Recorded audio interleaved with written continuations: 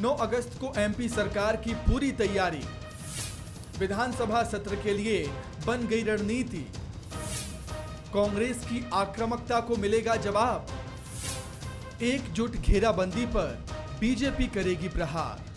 सत्र की व्यवस्था जो है पूरी तरह से सुचारू चले और सुरक्षित ढंग से माननीय सदस्य उसमें भाग ले सकें, इसीलिए माननीय अध्यक्ष ने निर्देश दिए हैं कि सभी माननीय सदस्य वैक्सीन जिन्होंने नहीं लगवाई है वो लगवा के आएंगे और अगर लगवाई है तो आपको उसका प्रमाण बताते जाएंगे। इसीलिए विशेष हमने यहाँ वैक्सीनेशन केंद्र भी रखा है माननीय सदस्यों के लिए विधानसभा परिसर में सत्र के दौरान, कि यदि किसी माननीय सदस्य का मान लीजिए दूसरा डोज ड्यू है या उन्होंने किसी कारण से नहीं लगवा पाए हैं तो वो यहाँ लगवा लेंगे। इस बार मध्य प्रदेश विधानसभा में बिना वैक्सीन किसी को भी एंट्री नहीं मिलेगी। कोरोना के बीच हो रहे इस मानसून सत्र में सभी विधायकों में ये नवाचार दिखेगा तो वैक्सीनेटेड विधायकों का हंगामा भी सदन में दिखाई पड़ सकता है, क्योंकि इस बार कांग्रेस ने सरकार की घेराबंदी का मन बनाया है। कांग्रेस की माने तो सड़क से लेकर सदन तक इस बार सरकार पर सवालों की बौछार होगी, लेकिन तैयारी तो बीजेपी ने भी कर ली है। कहीं ऐसा तो नहीं कि इस बार कांग्रेस का प्लान धरा का धरा रह जाए, क्योंकि पिछली बार तो ट्रैक्टर रैली होनी थी, लेकिन असली ट्रैक्टर की जगह खिलौने ने ले ली थी। कांग्रेस पूरी ताकत से इन 3 दिन के सदन में उठाने वाली हमलावरी जनता के मुद्दे उठाएंगे। जनता जो परेशान है आज, उन सब मुद्दों को पूरी ताकत से उठाएंगे और सदन में मजबूर करेंगे कि जनता की बात को मानना पड़ेगा, जनता की ओर ध्यान सरकार को देना पड़ेगा। ये भ्रष्टाचार से अलग हटें, ध्यान बटाने वाले कामों से अलग हटें, उत्सव बनाने से अलग हटें। पूरी कांग्रेस एक। 9 अगस्त को विधानसभा का सत्र शुरू हो रहा है, तो इसी दिन आदिवासी दिवस पर कांग्रेस विरोध प्रदर्शन करने वाली है। 11 अगस्त को यूथ कांग्रेस विधानसभा का घेराव करने की तैयारी में है। वहीं 11 अगस्त को ही सेवा दल भोपाल में तिरंगा मार्च निकालेगा। इतना ही नहीं, रसोई का बजट बिगड़ने पर बढ़ती महंगाई के खिलाफ महिला कांग्रेस भी प्रदर्शन करने की तैयारी में है। लेकिन बीजेपी ने भी इस आक्रामकता का जवाब देने की तैयारी कर ली। विपक्ष की कैसी भूमिका होनी चाहिए, मुझे लगता है कांग्रेस को भी बहुत सीखने की आवश्यकता है।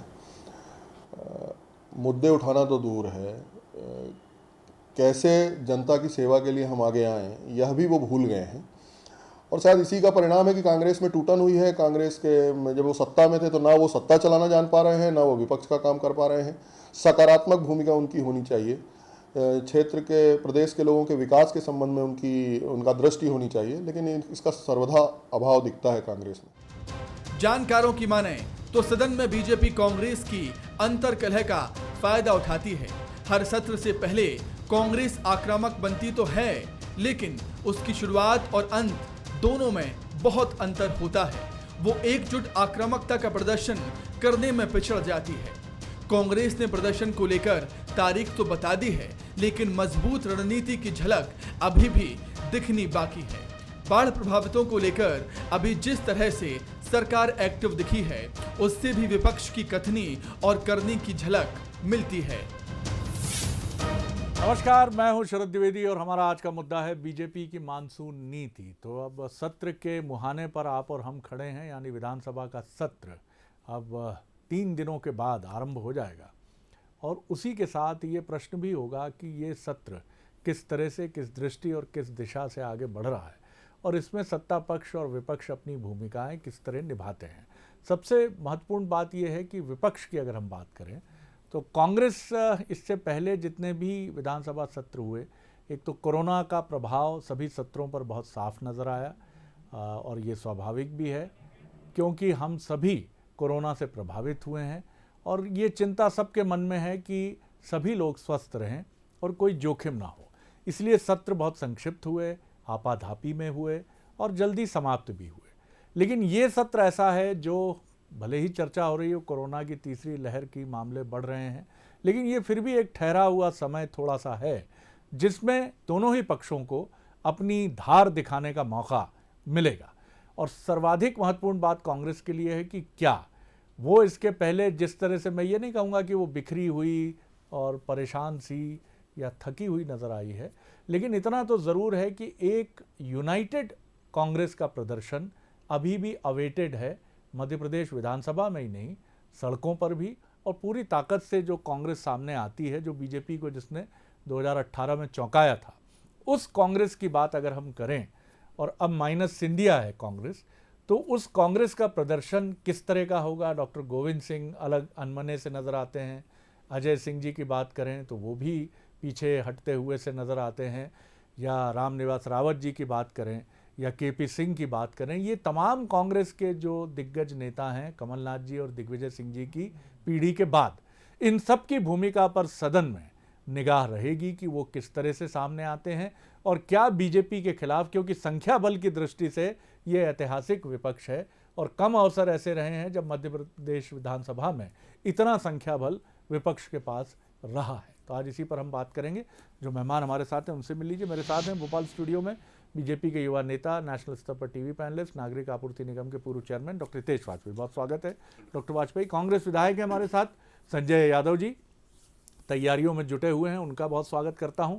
और वरिष्ठ पत्रकार हमारे साथ हैं सत्य प्रकाश शर्मा जी, उनका भी मैं बहुत स्वागत करता हूं, वो भी हमारे साथ हैं और उनकी राय और उनकी टिप्पणी हम लेकर आगे बढ़ेंगे। सत्य प्रकाश जी, पहले एक छोटी टिप्पणी आपकी, फिर मैं कांग्रेस और बीजेपी की तरफ चलूँगा।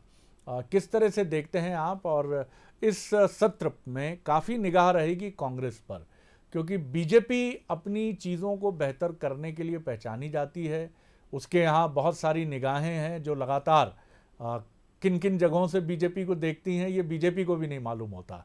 इसी वजह से बीजेपी एक सधे हुए रास्ते पर आगे बढ़ती है। कांग्रेस एक खुले दिल की, खुले मन की, आंदोलन की पार्टी है, तो उसकी यही खूबी, कई बार खामी भी बन जाती है। जी बिल्कुल, आपने सही कहा शरद जी। कांग्रेस का अपना एक इतिहास है, इसमें कोई दो राय नहीं, देश की सबसे पुरानी पॉलिटिकल पार्टी है। लेकिन ये जो सेशन है ये बहुत महत्वपूर्ण सेशन है, क्योंकि इसकी नंबर ऑफ सिटिंग्स कम है। केवल 4 सिटिंग्स में बहुत सारी चीजों को पास होना है और सरकार के ऊपर इतना वजन है कि उन सब चीजों को विधानसभा में संपन्न करा लें। लेकिन इसके साथ ही कुछ ऐसी चीजें हैं, जैसे रिसेंट आपने देखा कि जो फ्लड की सिचुएशन है, दूसरा कोविड का मिसमैनेजमेंट, ये भी मुद्दा उठाएगी। तो इन सब चीजों को देखते हुए बीजेपी के जो प्लानिंग है वो वाकई कहीं ना कहीं देखने को पिछले बार भी मिला, अब भी देखने को मिलेगा, जैसा मुझे रिपोर्ट्स हैं। लेकिन कांग्रेस एक बड़ी मजबूत विपक्ष है मध्य प्रदेश के इतिहास में। लेकिन कांग्रेस का एक चीज कमी नजर मुझे आती है, वो मैं आपको बता देता हूं कि कांग्रेस जिस हिसाब से तैयारी किसी भी चीज की करती है, चाहे वो मध्य प्रदेश के परिप्रेक्ष्य में हो या नेशनल लेवल पर हो, पर उतनी तैयारी के साथ मैदान में नहीं कूदती है। कहीं ना कहीं ये कमी आज मैं कांग्रेस के अंदर देख रहा हूं। और कांग्रेस की सबसे बड़ी कमी इसका पीछे क्या है कि यूनाइटेडली किसी काम को ना करना। ये कांग्रेस के बारे में सभी राजनीतिक विश्लेषक जानते हैं, विशेषकर मध्य प्रदेश के परिप्रेक्ष्य में हम कहेंगे कि अगर यूनाइटेडली कांग्रेस कभी भी किसी भी मोड में जाती है तो उसको वहां सफलता मिलती है। जैसे कि ज्योतिरादित्य सिंधिया, दिग्विजय सिंह, कमलनाथ और उन दूसरी श्रेणी के भी जितने भी लीडर 2018 में उतरे, आपने देखा होगा कि सफलता मिली। जबकि इतना शिवराज सिंह का इतना विरोध नहीं था जो 2013 में रहा हो या 2008 में रहा हो, लगभग वैसा ही था। लेकिन कांग्रेस यहां सबसे बड़ी चीज थी कि यूनाइटेडली उतरी और उन दोनों में सब में कोऑर्डिनेशन था। तो कोऑर्डिनेशन के साथ जब भी कांग्रेस किसी मोड में जाती है उसको सफलता जरूर मिलती है। अब ये देखने होगा कि विधानसभा में इसकी स्थिति क्या रहती है सेशन में। जी चलिए, मैं संजय जी की एक छोटी रिएक्शन तेजी से लेता हूं। संजय जी, मैं आपकी तरफ आ रहा हूं, ये बताइए मुझे कि कांग्रेस का बहुत लंबा वक्फा जो है आज़ादी के बाद सत्ताधारी दल के तौर पर ही उसकी पहचान होती रही, 40 से 45 साल का एक लंबा समय। इसीलिए ये भी कहा जाता है कि विपक्ष के तौर पर उसकी धार कम है, जबकि आज़ादी के बाद से पहले जनसंघ और बाद में भारतीय जनता पार्टी का लंबा समय विपक्ष के तौर पर बीता। तो लाठियों की अनुगूंज और सड़क पर उतरना और हमेशा बहुत कड़ा परिश्रम करना, ये बीजेपी का इतिहास रहा। इसीलिए कभी सुंदरलाल पटवा जी ने कहा था कि हम सत्ताधारी दल भी हो जाएं तब भी विपक्ष की तरह बिहेव करते हैं। ये बात आप बीजेपी के लिए उन्होंने कही थी मध्य प्रदेश में सत्ता में आने के बाद भी। आप किस तरह देखते हैं? कांग्रेस को बदलने की ज़रूरत है, समझने की ज़रूरत है कि हो सकता है कि हम तो शुभकामनाएं देते हैं कि आपका लंबा वक्त ना हो, लेकिन अगर लंबा वक्त होता भी है अपोजिशन के तौर पर तो वो धार तो आपको हासिल करनी होगी। जी जी देखिए, कांग्रेस हमेशा आंदोलन की पार्टी रही, उसने आज़ादी की लड़ाई से लेके और अब तक जब भी ऐसे सामना करने की बात आई तो कांग्रेस हमेशा जनहित की लड़ाई लड़ती आई है। मैं आपसे कहना चाहता हूं शरद जी, विधानसभा में, शरद जी की आवाज़ बंद होगी, विधानसभा में जी हम लोग चाहते हैं कि कुछ नवाचार भी होना चाहिए जी, अब नवाचार भी होना चाहिए। और मैं ये मानता हूं कि इस समय जो है सत्र छोटा है, एक दिन तो स्थगित हो जाएगा, 3 दिन है जी, लेकिन मुद्दे बहुत हैं और गंभीर मुद्दे हैं। चाहे आज महंगाई की बात हो, चाहे कोविड की बात हो, चाहे आज पंचायत कर्मी उठाएंगे ना सर दमदारी से, एकजुट होकर गोविंद सिंह जी, अजय सिंह जी, सारे सिंह जो है एक साथ घेरेंगे बीजेपी को। जी जी, दमदारी के साथ कल हम जी जी एक साथ कल सड़कों पे घेरा, बढ़े हुए बिजली के दामों को लेकर जो आम जनता सड़कों पे आई कांग्रेस के साथ, और किस तरह से बढ़े हुए बिजली के दाम दे रहे हैं, इसमें हम विधानसभा में भी घेरने का काम करेंगे जोर जोर से। इनकी मंशा कभी भी विधानसभा चलाने की नहीं रहती। आप देख लीजिए, लोग बताते हैं कि दिग्विजय सिंह के कार्यकाल में विधानसभा सत्र लंबा होता था, लेकिन भारतीय जनता पार्टी जब से आई है, जब से विधानसभा के सत्र छोटा होने लगे हैं। क्यों? क्योंकि ये विधानसभा में अपनी नाकामी सुनना नहीं चाहते और जनता की बात ये सुनना नहीं चाहते। और कांग्रेस हमेशा जनहित की बात करती है, मुद्दों की बात करती है। आज व्यक्ति पीड़ित है महंगाई से, आज व्यक्ति पीड़ित है पेट्रोल डीजल के जो टैक्स मध्य प्रदेश सरकार ले रही, उससे आम जनता पर भार पड़ रहा है, उससे पीड़ित है। और ये कल गरीबों को मजाक उड़ाने जा रहे हैं, अन्न उत्सव मनाने जा रहे हैं। अरे उत्सव तो जनता मनाए, तब इनकी भाई खुद ही की पीठ खुद ही थपथपा रहे, वो भी 200 रुपए का थैला, और आप अनाज कितना दे रहे। इस बात की सब चर्चा होनी चाहिए। उड़द मूंग की खरीदी इनने पोर्टल बंद कर दिया था, क्यों बंद कर दिया था पोर्टल, इस बात की विधानसभा में चर्चा होना चाहिए। इसलिए कि ताकि बड़े व्यापारी, भाजपा के व्यापारी किसानों का माल खरीद ले, बाद में जब पोर्टल चालू हो तो वो व्यापारी इनको माल बेच दे। तो ये इनकी भी चर्चा, आज किसान परेशान है, उसको बिजली नहीं मिल रही, आज नौजवान परेशान है, उसको रोजगार नहीं मिल रहा, आज गरीब परेशान है, उसको महंगाई मिल रही। ये सब परेशानियों को देखते हुए विधानसभा में इसकी चर्चा होगी, जोरदार होगी। हमने आज सड़कों पे की, कल अब विधानसभा में करेंगे। जी डॉक्टर वाजपेयी, कुछ बातें, कुछ आरोप संजय जी के रहे हैं। जी देखिए, एक मुझे बहुत प्रसिद्ध शेर है, किसका है मैं भूल रहा हूँ, पर याद आता है, स्वर्ग के बारे में कहा गया है। तो उसको जहाँ स्वर्ग है सर, वहाँ पर अपन विधानसभा रख लेते हैं कि मुझसे पूछो मैं बताता हूँ महगर में क्या होगा, स्वर्ग में क्या होगा। मुझसे पूछो मैं बताता हूँ महगर में क्या होगा, वो मुझे देखता होगा और मैं उसे देखता हूँगा। इसके अलावा कुछ नहीं होना है। क्योंकि देखिए साहब, बहुत अच्छे तरीके से हर्षवर्धन जी ने अपनी बात को रखा है। देखिए, ऐसा नहीं होता, मैं हमेशा कहता हूँ शरद जी कि मुद्दे नहीं होते, लेकिन मुद्दे तो होते हैं, मुद्दे ही गायब रहता है हमेशा। और कांग्रेस कभी भी जनता के विषयों को रख ही नहीं पाती। अच्छा, ये बार बार देखिए, पूरा इन्होंने अभी भाषण दिया, इसमें देखिए उनने क्या बोला, हम सड़क पे कर रहे हैं, सड़क पे कर रहे हैं और सड़क पे उठाए। सदन में क्या उठाएंगे, क्योंकि अभी तय नहीं है, ये अभी तय नहीं है। कल कमलनाथ जी हवाई जहाज से आएंगे, पेट्रोल की कीमत पे रोएंगे और फिर बताएंगे कि क्या होना चाहिए।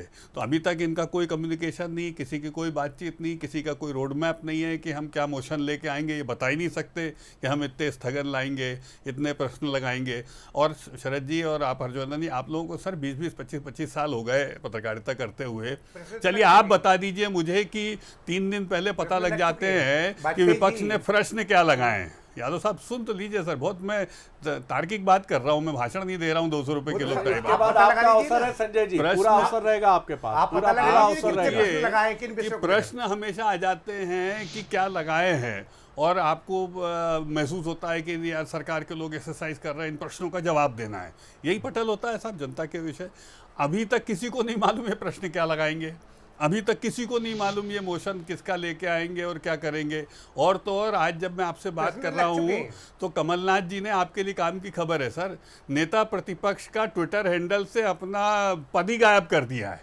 मतलब अब मुझे नहीं मालूम नेता प्रतिपक्ष कौन होगा, आप कहीं पर बता दीजिए, लिखा हो कमलनाथ जी के आगे नेता प्रतिपक्ष, उनकी जानकारी में फेसबुक पे, ट्विटर पे, तो मैं मान जाऊंगा। तो देखिए साहब क्या है, अगेन मैं आपको कहूँगा कि मैं हर्षवर्धन जी की बात से सहमत हूँ, मैं विपक्ष का सम्मान करता हूँ शरद जी, लेकिन विपक्ष आज कांग्रेस एक ऐसा विपक्ष है कि 100 विधायकों के होने के बावजूद भी, गंभीर बात कह रहा हूँ शरद जी, पेट्रोल की कीमतों से ऐसा नहीं है कि हम परेशान नहीं हैं, लेकिन उसके बावजूद भी इन विषयों का प्रतिपादन विपक्ष तो कर ही नहीं सकता। पक्ष भी हम हैं और विपक्ष भी हम हैं, इनसे कुछ नहीं होगा। 1.5 दिन विधानसभा चलेगी, आप नोट कर लीजिए। आधे दिन बाद ये हंगामा शुरू कर देंगे, क्योंकि बैठने की इनकी आदत नहीं, ना कक्षा में बैठते हैं, ना संसद में बैठते हैं, ना विधानसभा में बैठते हैं। पढ़ने लिखने का दूर दूर तक कोई कॉलम ही नहीं है। आपको उत्सव मनाना आता है सर? छोड़िए ना, आपको उत्सव आप क्या मनाना कर आता रहे है, हैं? ये सरकारी पूछ रहा है ढंग से प्रदेश। उत्सव मनाना आता है। कितने आप सवाल ठेले लगा रहे हैं आपके विधायक, वाजपेयी बताइए। जी, ठेले की कीमत कौन कल कितने ठेला की मोशन कीमत लेके बता आ दो रहे आप। हैं?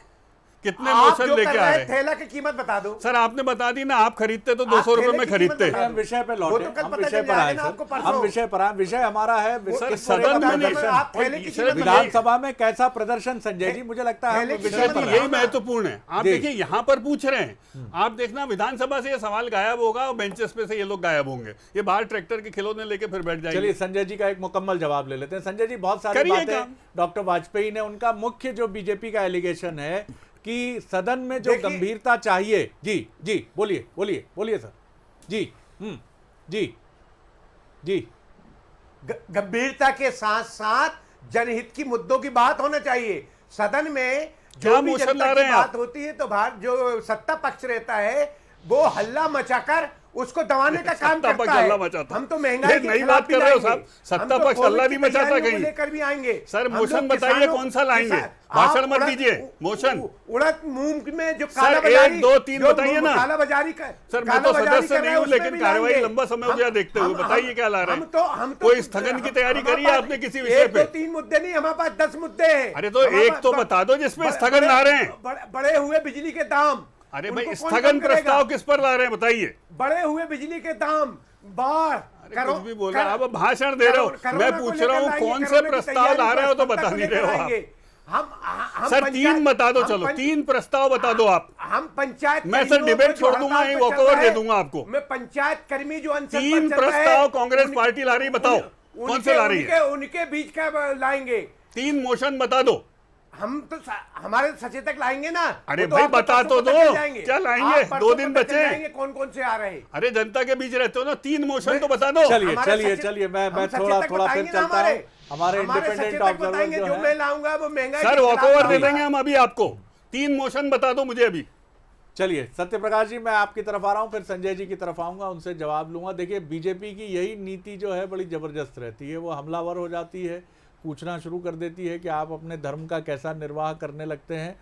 और यहाँ कांग्रेस को एकजुट होकर संजय जी जैसे यहाँ प्रश्न और मुख्य सचेतक कौन है ये भी बताइएगा शरद जी। अच्छी बात कह दी इन्होंने। अभी कोई मुख्य सचेतक नहीं, विधायक लड़का कांग्रेस। बोलिए सत्य प्रकाश जी, पहले मैं आपसे जानना चाहूंगा, फिर मैं संजय जी की क्यों तरफ डॉक्टर चलूंगा। गोविंद जी सिंह जी नहीं है? जी जी डॉक्टर गोविंद सिंह क्या है? जी जी, डॉक्टर गोविंद सिंह जी क्या है? बिल्कुल बिल्कुल सर, बिल्कुल आपसे बेहतर कौन जानेगा। जी सत्य प्रकाश जी, जी बोलिए। शरद जी, एक्चुअली क्या है, हाँ। कांग्रेस की एक बड़ी विडंबना है इस समय। इतना मजबूत विपक्ष होने के बावजूद, इतने बड़े बड़े लीडर होने के बावजूद भी कांग्रेस में एक सिस्टमैटिक यानी मैकेनिज्म नहीं दिखता है कि जिसके द्वारा वो अपनी लड़ाई लड़े। आप देखिए, चाहे लीडर ऑफ अपोजिशन की बात हो, कांग्रेस प्रेसिडेंट की बात हो, या मुख्य सचेतक की बात हो, जो भी आप, संजय जी भी बैठे हैं, विधानसभा के सदस्य हैं, तो इन सब चीजों में क्या आप क्यों नहीं बांट पा रहे हैं? ये मैसेज जाएगा आपको। अभी 4 बाईपोल्स भी लड़ने हैं, उन बाईपोल्स के लिए आप क्या मैसेज देना चाहते हैं? मेरा मतलब ये नहीं है कि आप कमलनाथ जी का मैं विरोध कर रहा हूं, नहीं। आपको कांग्रेस को ज्यादा से ज्यादा लोगों को सेटिस्फाइड करने के लिए जिम्मेदारियां बांटना पड़ेंगी, और ये आपने भाजपा से सीखा होगा और सीखना चाहिए। भाजपा ने हर चीज को बांटा है, जिससे तो आज तक इस मुकाम पर आ पाई है। आप मैं बताऊं, अगर भाजपा 2018 के चुनाव में हारने के बाद एक नहीं होती तो शायद आपकी सरकार ये ना गिरा पाती।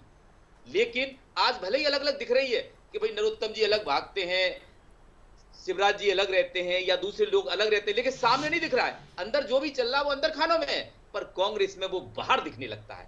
इस चीज से कांग्रेस जरा भी सबक नहीं ले रही है, और ये कहीं ना कहीं कांग्रेस के लिए एक बड़ा खतरा है। इस खतरे की घंटी को कांग्रेस को समझना पड़ेगा, तभी सदन के अंदर या सदन के बाहर, प्रदेश में या देश में अपनी उपस्थिति दर्ज करा सकते हैं। मध्य प्रदेश जैसा एटमॉस्फेयर कांग्रेस को शायद अपोजिशन में होते हुए देश में किसी भी राज्य में नहीं मिलेगा। इस चीज का कांग्रेस को फायदा उठाने का वक्त है। कांग्रेस भाजपा कई मामलों में बैकफुट पर है, पर उसको कांग्रेस यूनाइटेडली सामने फ्रंट पर लाने में नाकाम हो जाती है, जिसके कारण उसको खामियाजा भुगतना पड़ा। सर फायदा बहुत उठा रही है कांग्रेस, अभी हम बताएंगे संजय आपको जी, कैमरा बंद संजय होने के जी, बाद। जो बात सत्य प्रकाश जी ने कही उसमें बहुत दम है जी। क्योंकि भले ही 2003 में 3/4 बहुमत से बीजेपी की सरकार बनी और 2018 तक वो सरकार दमदारी से चलती रही, लेकिन 2008 में भी कांग्रेस बहुत मजबूत थी। आप हारे सिर्फ अंतर विरोधों की वजह से। 2013 में भी आप बहुत मजबूत स्थिति में थे। राजनीतिक समीक्षक हमेशा कांटे का मुकाबला बताते थे और 2018 में भी ऐसा ही एक मुकाबला था जिसमें बहुत ही नैरो, बिल्कुल नेल बाइटिंग फिनिश के बाद आप और बीजेपी और आप दोनों बहुत नज़दीकी मुकाबले में आप थोड़ी बढ़त लेने में कामयाब रहे, सरकार बनी। लेकिन आपको ये सोचना पड़ेगा कि हर बार आपकी ताकत में कहीं कोई कमी नहीं है, आपके वोट प्रतिशत में कमी नहीं है, लेकिन आपकी एकजुटता में कमी है। बीजेपी 2018 से सबक लेती है, 28 सीटों के उपचुनाव में एकजुट होकर लड़ती है, अभी और ज्यादा संगठनात्मक गतिविधियों का विस्तार कर रही है। लेकिन आपके यहां उस तुलना में अभी भी पूरी निर्भरता कमलनाथ जी पर है, बस उन्हीं से शुरू, उन्हीं पे खत्म। जी जी संजय जी। देखिए, कांग्रेस एक है, कांग्रेस हमेशा जनहित की बात करती है, जनता की लड़ाई लड़ती है। और स्वराज जी, मैं कहना चाहता हूं कि कांग्रेस ने 15 साल जनता की आवाज उठाई है, चाहे सड़कों पर। हम लोग कमजोर कहां पड़ जाते हैं कि हम लोग असत्य नहीं बोल पाते जितना भारतीय जनता पार्टी बोल लेती है। ये झूठ इतने अच्छे से प्रचारित कर लेते हैं कि हम लोग प्रचारित नहीं कर पाते। हम लोग काम करते हैं उसका बता नहीं पाते, और इन लोग काम नहीं करते हैं उसका ऐसा फैलाव कर देते हैं। बहुत सीधे हैं सर आप। पास जो इनके सर देश मानेगा नहीं, इतनी सीधी है कांग्रेस। असत्य बोल बोल के जनता को भ्रमित करने में कामयाब हो जाते हैं। हम लोग झूठ बोल के भ्रमित करके हम लोग भ्रमित नहीं कर पाते, हम लोग सच बात बोल देते हैं जो जनता की अब आप समझ सकते हो विधानसभा में क्या होगा। लेकिन ये गुमराह करके, भ्रमित करके इन्होंने 15-17 साल शासन कर लिया। विधानसभा में वही होगा जो जनहित की बात होगी। ये लोग भारतीय जनता पार्टी को झूठ बोलने की आदत है। मोशन बता दीजिए मेरी सर, एक ही बात दर्शक सुनना चाहते हैं। भारतीय जनता पार्टी की जनता फंस चुकी रही। 3 मोशन। अब आप समझ, ये आप सचेतक हमारे डॉक्टर गोविंद सिंह जी हैं। सर कहाँ लिखा है गोविंद सिंह जी सचेतक? मैं आपको बता दूं, ये आप डॉक्टर गोविंद सिंह जी से आदेश दिखा दीजिए कि मुख्य सचेतक गोविंद सिंह जी हैं। आप देख लीजिए विधानसभा में, मेरे पास मेरे कार्ड बताऊं जी सर। मुख्य सचेतक, प्रदेश अध्यक्ष, नेता प्रतिपक्ष। मेरे पास तो पत्र है क्योंकि मैं भी उनके साथ सचेतक हूं। चलिए 3 मोशन बता दीजिए, वो छोड़िए, आप क्या ला रहे हैं? डॉक्टर गोविंद सिंह जी, ये बात पे सर आज 7 तारीख है, 9 तारीख से सदन शुरू होगा। जानकारी का अभाव है, ये डॉक्टर गोविंद सिंह जी बताएंगे। 9 को सदन शुरू हो रहा है, आप क्या मोशन ला रहे हैं? आप चाहते हैं कि महंगाई के खिलाफ बात हो? सर मोशन ला रहे हैं महंगाई। डॉक्टर गोविंद सिंह जी बताएंगे ना कि क्या ला रहे हैं। आप डॉक्टर गोविंद सिंह 48 घंटे बचे हैं। बिल्कुल डॉक्टर गोविंद सिंह जी ला रहे हैं, 48 घंटे दमदारी से ला रहे हैं। अरे भाई क्या ला रहे हैं, वही तो पूछ रहा हूं मैं। आप खुद चाह रहे हैं, आप बोल रहे हैं वो ला रहे हैं, वो आ रहे हैं, वो जा रहे हैं, लेकिन भाई जा कहां रहे हैं, ला कहां रहे हैं, क्या कर रहे हैं? आप वाजपेयी जी मेरी बात तो सुन रहे हैं। सर पेट्रोल पे ला रहे हैं, गैस पे ला रहे हैं, महंगाई पे ला रहे हैं, कोविड पे ला रहे हैं, किस पे ला रहे हो? जनहित की बात रखेंगे, आप फेल्यूर की बात रखेंगे। ये आप डॉक्टर गोविंद जवाब दिया है, 3 मुद्दे बताने की कोशिश की है। पूछिए जी। आज वाजपेयी जी चाह रहे हैं, सर मोशन लाओ, मोशन चाह रहे कि भाजपा के खिलाफ, महंगाई के खिलाफ भी बात होनी चाहिए। भाग जाओगे 1.5 दिन में। पीड़ित है कि किस बात में मौसम सर ये डिक्लेरेशन है मेरा, 1.5 दिन के समय बाद आप भाग जाओगे, देखना सदन सुनना सीखिए। आपको सुनने की आदत, बाल सफेद हो गए सर, देख देख के आपको 15 साल आप सदन चलाने नहीं चाहते, सत्ता पक्ष कभी नहीं चाहता। सर आप भाग जाओगे, छोड़ के वॉकआउट कर जाओगे। की आदत है, सदन नहीं चलाना चाहता क्योंकि वो सर आप बैठो तो सही सदन में, करना चाहता, फेस नहीं करना चाहता, सामने नहीं करना चाहता। सर बैठो तो सदन में, मोशन तो लगाओ तो बहस होगी ना। हम तो बैठते, आप चलाने नहीं चाहते। सर तो बताओ ना क्या प्रस्ताव है? यही बड़ा सवाल है कि विधानसभा इस बार का जो सत्र होगा, तो आप बैठने नहीं चाहते। विधानसभा में किस तेवर के साथ कांग्रेस सामने आती है और बीजेपी। 10 सेकंड बोल दूं मैं बस। आपकी बात बहुत अच्छी लग रही थी आपकी, सत्यप्रकाश जी की, तो मेरे को शोले की फिल्म याद आ रही थी कि नहीं साहब कांग्रेस तो बहुत अच्छी है, बस कभी कभी जुआ खेल लेती है। बोले नहीं साहब कांग्रेस, अरे साहब इतनी खूबसूरत है, इतनी अच्छी है, बस कभी कभी मौके से पलायन कर जाती है। अरे साहब कांग्रेस से अच्छा तो कुछ है ही नहीं, इतनी अच्छी पार्टी है, बस ये बढ़ती लिखती नहीं है। बोलिए सत्यप्रकाश जी, बोलिए। भाजपा तो बहुत अच्छी, लेकिन कभी कभी शराब पी लेती है। मतलब आप कितना उत्साह बढ़ाते हैं। कभी कभी शराब पी लेती है। 2018 में 2018 के कभी चुनाव के शराब ठीक पी पहले लेती है। दिग्विजय सिंह जी का एक मैंने इंटरव्यू लिया था स्टेट्समैन के लिए, मैं आपको चलिए बताऊं। मुझे लगता उसमें है उन्होंने सीधा स्वीकारा था कि lake of coordination among the leaders in Madhya Pradesh True. हमारे 2003, 2008 और 2013 में हारने का सबसे बड़ा कारण है। वो मैं जानता हूं कि ऑर्गेनाइजेशनल जो उनका ज्ञान है वो बहुत जबरदस्त है, हालांकि वो कुछ भी स्टेटमेंट देके कहीं ना कहीं पार्टी को बैकफुट पर ला देते हो या चलिए, फ्रंट बहुत में ला शुक्रिया देते हो, सत्यप्रकाश तो पार्टी जी, सोचती बहुत हो, धन्यवाद लेकिन संजय जी, बहुत धन्यवाद संजय जी, बहुत धन्यवाद डॉक्टर हितेश वाजपेयी। एक मौका है और मौका है, मौके आगे भी हैं। कांग्रेस कोई कमज़ोर पार्टी है या पीछे हटने वाली पार्टी है, ऐसा कतई नहीं है, और 2018 ने ये बताया भी है। लेकिन इतना ज़रूर है कि बीजेपी जिस एकजुटता के साथ चीज़ों को देखती है, होमवर्क करती है, बार बार ये बात उठती है, उसके मुकाबले कांग्रेस, और इसीलिए कमलनाथ जी पीसीसी चीफ के तौर पर 2018 से जब से उनको ये जिम्मेदारी मिली है, तब से वो ये बात कहते हैं कि उनका यानी कांग्रेस का मुकाबला बीजेपी से नहीं, बीजेपी के सर्वाधिक मजबूत संगठन से है। और यही वो संगठन है जो अपनी कमज़ोरियों को भी ढक लेता है, जो उसके सामने, पार्टी के सामने, सरकार के सामने चैलेंजेस हैं उनको भी पीछे ढकेल देता है, और सामने चट्टान और कवच बनकर खड़ा हो जाता है कि पहले मुझसे टकराओ फिर बीजेपी तक पहुंचोगे। और यही मजबूत संगठन अगर कांग्रेस का कवच बनता है तो ये लड़ाई बहुत ज़बरदस्त होगी साहब, बेहद ज़बरदस्त होगी। लेकिन कैसे होगी, कहाँ होगी, किस तरह के शिल्पी आएंगे जो आज़ादी के बाद कांग्रेस के संगठन को आगे बढ़ाते गए, ये सवाल अभी अधर में है और इनका जवाब भविष्य ही देगा। नमस्कार।